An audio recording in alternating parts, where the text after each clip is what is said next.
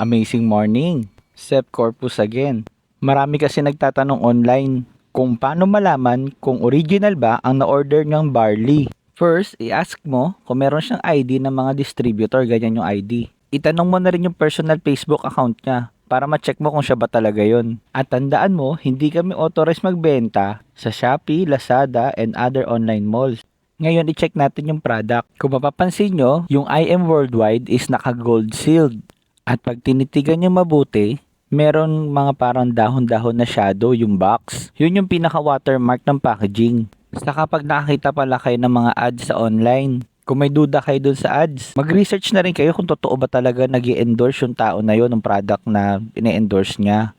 Baka mamaya fake ads lang din pala yun. At dapat plastic sealed yung product na ibibigay sa inyo. Nakalagay yung nutrition facts, yung instructions kung paano inumin, warning, storage condition, manufactured, at yung manufacturing date, expiration date. Dapat nakaspecify yan.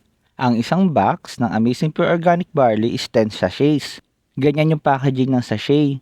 Ganyan yung markings, and nakalagay yung super brands at halal product. At di ba, nandun naman nakaspecify yung nutrition information. At yun, meron pa rin yung instructions. At ang SRP price ng isang box ng Amazing Pure Organic Barley is 1,000 pesos. For 10 sachets yun. Goods yun for 10 days. Iinumin mo every morning 30 minutes before meal. Ilalagay ko yung instruction para may idea ka. Tandaan, ang barley ay hindi gamot.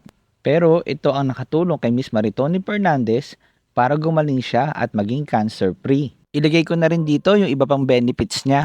At kapag nakakita ka ng nagbebenta below SRP price, malaking chance fake yun.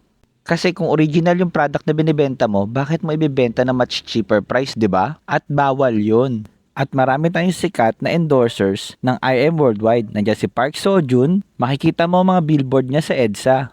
At kung naghahanap ka ng side hustle this 2024 na pwede mong gawin online or offline, na pwede mong idagdag kahit nagtatrabaho ka pa, either OFW ka, normal na empleyado, or negosyante. Mag-comment ka lang below or mag-message ka sa amin para makapag-schedule tayo ng meeting. Huwag kang mahiya, tutulungan ka namin. Yun lang, bye-bye!